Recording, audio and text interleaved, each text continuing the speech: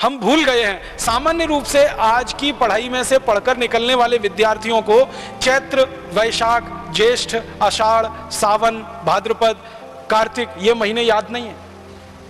जनवरी, फरवरी, मार्च सबको याद, घरों में कैलेंडर भी ये जनवरी, फरवरी, मार्च के ही हैं। और इसको ज्यादा लोग कहते हैं कि बड़ी वैज्ञानिक पद्धति है।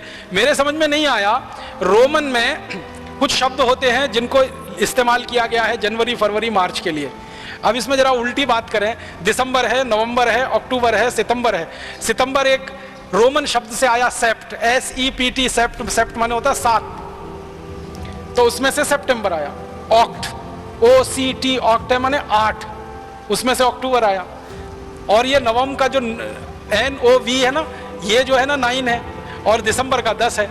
अब अगर आप देखेंगे वास्तव में तो सितंबर 7वां महीना होना चाहिए रोमन के हिसाब से, और इन्होंने नकल की अंग्रेजों ने रोमन लोगों की, तो सितंबर बनाया, तो सितंबर 7वां महीना होना चाहिए। कौन सा है? 9वां है। अक्टूबर 8वां महीना होना चाहिए, कौन सा है? 10वां है।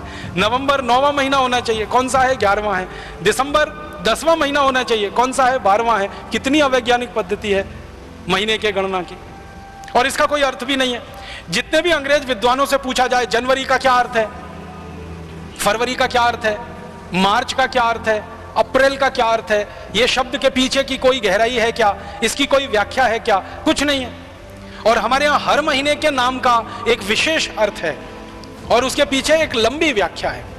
वो चाहे कार्तिक हो, चाहे भाद्रपद हो, चाहे सावन का महीना हो, श्रावणी हो, कोई भी महीना है उसके पीछे एक विशेष विश्लेषण है और एक लंबा उसके पीछे आधार है। अगर मैं उस विषय में जाऊंगा बहुत समय खराब हो जाएगा, लेकिन अभी संकेत मात्र में कह रहा हूं कि भारतीय गणना के हिसाब से महीनों के जो नाम तय किए गए हैं ये विशेष अर्थ वाले हैं। अंग्रेजी पद्धति से जो हम नामकरण करते कोई अर्थ ही नहीं है और कोई बताता भी नहीं है उनके बारे में। और वर्षों वर्षों तक आपको मालूम है यूरोप और अमेरिका में झगड़ा होता रहा। 25 दिसंबर से नया साल शुरू हो और काफी दिनों तक वो चलता रहा। फिर झगड़े के बाद बदल के 1 जनवरी से नया साल शुरू होना बताया गया।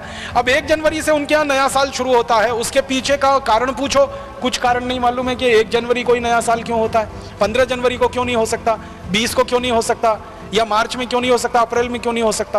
वो कहते हैं कि बहुत लंबा झगड़ा था 25 दिसंबर और 1 जनवरी के बीच में, वो झगड़ा सुलझ गया, 1 जनवरी कर लिया गया। 25 दिसंबर को तो फिर भी अर्थ उनके यहाँ समझ में आता है, ईसा मसीह से जुड़ा हुआ है, लेकिन 1 जनवरी तो कुछ भी समझ में नहीं आता किससे जुड़ा हुआ है।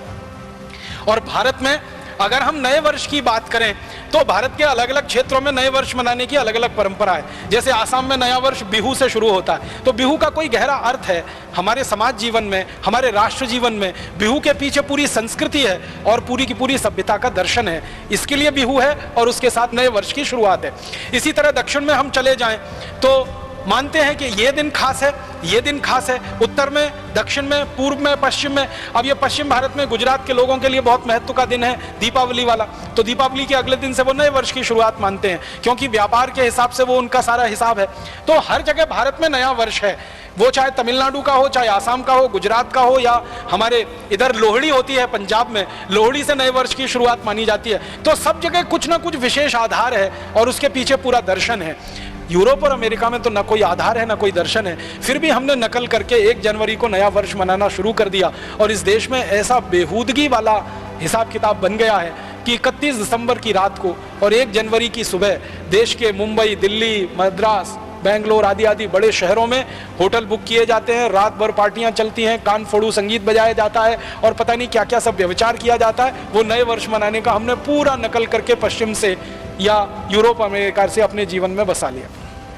हमारे यहाँ के जो क्षेत्र के हिसाब से और हमारे देश के जाति समूहों के हिसाब से नए वर्ष के जो गणन थे या जो उनकी गणनाएं थी, वो सब हम भूलते चले गए और सब कुछ हम डूबते चले गए विदेश से आए हुए इस दर्शन में। इसी में और मुझे ऐसा लगता है कि हमने भुला दिया कि इस देश की काल गणना पंचांग के हिसाब से जो चलती है वो प्रकृति के हिसाब से है और संपूर्ण वैज्ञानिक है।